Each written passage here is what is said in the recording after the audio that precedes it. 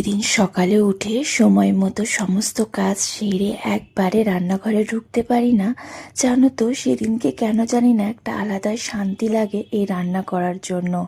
আরো অনেক এনার্জি পাই, মনে হয় অনেক কিছু রান্না করে ফেলি। আর যেদিন এর বিপরীতটা হয় সেদিন মনে হয় এই ডাল আর আলু সেদ্ধ ভাত রান্না করতেই যেন কত পাজেল হয়ে যাচ্ছে। আজকে আমার ঘরের কাজ বেশ তাড়াতাড়ি শেষ করেছি, একদম সময় মতো রান্নাঘরেও ঢুকতে পেরেছি। তাই ভাবলাম আজকে কিছু পদ রান্না করব। আর কালকে যখন ওই বারুইপুর থেকে আসছিলাম, এক মাসি দেখি বকফুল বিক্রি করছে। বকফুল তো আমাদের অনেক পছন্দের, তাই এক প্যাকেট নিয়ে চলে এসেছিলাম। আজকে ভাবলাম একদম টাটকা আছে, তাহলে কিছুটা বড়া আজকে ভেজে নিই। তবে সবগুলো ভাজবো না, বেশ খানিকটা ফুল ছিল, এখানে 10 টাকার মতো ফুল দিয়েছিল। আর এই চাল কুমড়োটা না অনেক দিন হয়ে গেছে, সেই আগের যখন বাজার করলো তখন নিয়ে এসেছিল। সেটা তো আর করাই হচ্ছিল না। আজকে কৌশিককে বললাম তুমি একটু কেটে রাখো। জানো তো, আমাদের মধ্যে না মেয়েদের এই চাল কুমড়ো কাটার নিয়ম নেই। চাল কুমড়ো আনলে ছেলেরা আগে একটু কেটে দেয়, তারপরে মেয়েরা কাটতে পারে। চাল কুমড়োটা আজকে ঘন্ট করব, একটুখানি বড়ি দিয়ে দিলাম, আর ওদিকে চাল কুমড়ো বসিয়ে আমি ভাবলাম ক্রিসকে একটু স্নানটাও করিয়ে দিই, তাহলে ওর স্নানটা হয়ে যাবে, বাকি ওকে রান্না হলে তারপর খাইয়ে দেব। কৌশিক গেছিল একটু হাঁটতে, ও তো এখন রোজ সকালে হাঁটতে বেরোয়, তবে বেশ খানিকটা হেঁটে অনেক সময় বাদে এই তো ফিরে আসলো।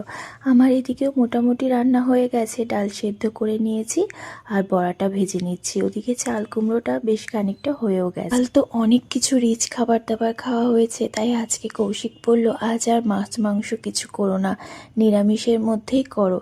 আমিও সেটাই ভেবেছিলাম যে আজকে মাছ ডিম কিছুই করব না। তবে ছেলে সকালবেলা খেয়ে উঠে বলল, মা আমি কিন্তু দুপুরবেলা আর ডাল দিয়ে ভাত খাবো না। ফ্রিজ খুলে দুপুরবেলা দেখি ফ্রিজে ডিমটাও শেষ হয়ে এসছে, ওই দুটো মতো ডিম রয়েছে। তাই ভাবলাম ছেলে একটা গোটা খেয়ে নেবে, আর আমরা তো কালকে অনেক কিছুই খেয়েছি, আজকে অর্ধেক অর্ধেক ডিম খেয়ে নেব। আর মায়ের মুখে গল্প শুনতাম আগে নাকি প্রত্যেকটা বাড়িতে গোটা ডিম খুবই কম রান্না হতো, সবাই নাকি ওই অর্ধেক করে ডিম খেত। তবে জানো তো, আমার মায়ের ডিম অনেক পছন্দের ছিল, যেমন কৌশিক ডিম পছন্দ করে, আমার মাও বেশ ডিম পছন্দ করতো বিয়ের আগের থেকে।